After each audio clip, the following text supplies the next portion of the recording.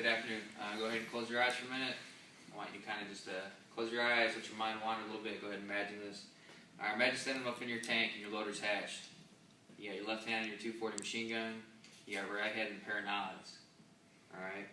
You're not fully standing up in there, kind of crouched down a little bit, and then boom! Explosions everywhere. You're traveling down a road and it's chaos, straight chaos. Explosions everywhere. You got bullets pinging off the tank. You look to your right, you got bullets pinging. Yeah, and it looks like what you see is laser beams. It's a machine gun, the enemy machine gun shooting around you. Yeah, RPGs singing by you. At the same time, while you're doing that, while all this is going on, you're laying down suppressive fire with the left hand and your machine gun on the rooftops where they're shooting you from. Your right hand, you got your nods, and you're steering your driver. You're telling him where to go because he can't see anything through his thermals because of the fire and the smoke. And it's just straight chaos. And you're guiding your tank through the flames and the smoke and the destruction. Alright, go ahead and open your eyes. I'd like to tell you a little about myself and how I ended up at this point in my life. I'm Staff Sergeant Pelz, 28 years young, not old, young. I'd like to think of that. I grew up quite a normal childhood. My family's a little bit not so average, and I found my calling when I joined the United States Army. I was born in Buffalo, New York, February 27, 1986. I grew up in a small town on Angola, Lake Erie. Pretty nice little area except in the winter. It's pretty cold, lots of snow. I had a pretty normal childhood. Had normal parents, no divorce. They were married 40 years. I had two older sisters, 10, 11 years older than me. They did torture me pretty bad, but that's a whole other experience there.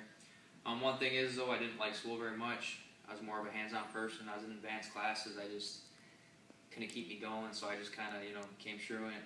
I ended up dropping out when I was 16. Not the best choice in life, but hey, you do what you do and you move on. I was working dead-end jobs for almost 2 years. Wasn't doing enough of my life, and it wasn't very fun. Living very, very poorly, just kind of struggling. It's not very fun. One day I woke up and I was like, I need to change something. I need to do something in my life. I'm not liking this at all. So I woke up one day, decided to join the Army, went to the recruiter station. He's like, hey, need your GED. Came back a week later, here's my GED. It's like, all right, let's do it. Headed to basic training the day after my 19th birthday. Got my 19th birthday, had a nice little party. Next thing I know, I was on a plane to Fort Knox, Kentucky. Shortly after, a little bit about my family though, because this holds near and dear to my life. I was married shortly after my first duty station. I had my first son, Travis Kyle Pelz Jr., June 21st, 2007. Fortunately, I was deployed at that time. Things with me and the mother didn't work out very well. It's kind of comes hand in hand with the Army. There's a lot of marriage difficulties. I ended up getting divorced. A little bit later on, I was engaged with another woman who gave my second son, Maddox Kyle Pelz. He was born December 29th, 2011. Fortunately, that didn't work either. I was deployed when he was born too. On leave, after my third deployment, that's where I met my current wife back home, Kara Pelz. Kind of a love at first sight thing, hit it off, and we're going over 2 years now. It's looking a little better than the other ones. I'm not really going to go into details, obviously, but it's had a bit of a rough personal life. Focused a lot of my time and energy in the Army. Things happen. My thing is, why my family isn't so average or normal is my boys live in separate parts of the country. It's kind of hard. I see them when I can, when I'm able, and I'm a part of their lives as much as possible through Skype and visiting them and coming down to see me. So it's a big part of my life. And yeah. I graduated, back to the career. I graduated as a 19 kilo from Fort Knox, Kentucky in June of 2005. Shortly after, I was stationed at Fort Hood, Texas, 1-8 Cav, 1st Cavalry Division. 8 great years. Out of those 8 great years, I spent 3 Iraq deployments. I spent 15 months, my first one in Baghdad, 12 months in Kirkuk, and another 7 months in Diyala province. And we ended up driving from Iraq to Kuwait, and we hung out there for a little while.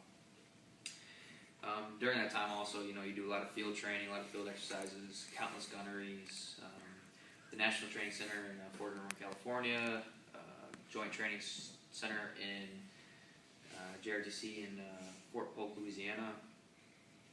Also, one interesting deployment I went on, we went to help support after Hurricane Katrina devastated Gulf Coast. We were down there for a few weeks, down in New Orleans, helping the recovery process. It's pretty interesting, very interesting time down there. I'm currently an tank instructor writer down here at Fort Benning, 181 Armor. Some of my school, military school, or military education, a master gunner, master driver, master fitness, maneuver senior leaders course, advanced leaders course, warrior leaders course. Some of my other spare time, I try to work on my civilian education. I currently just received my associate's degree in general studies from Central Texas College. Going to start working on my bachelor's next year in January. Pretty excited about that. Some of my current awards, I have a Joint Service Commendation Medal for working with Special Forces. Great time there. Very interesting. I got 5 Army Commendation Medals. I got 5 Army Achievement Medals. A bunch of other things. The usual.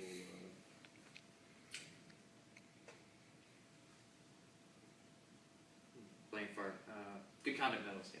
Good conduct medals, National Defense Medal, just the usual stuff. I also got my combat action badge. A lot of people don't wear their combat action badge because everybody gets one, but I earned mine personally numerous times, so I refuse not to wear that.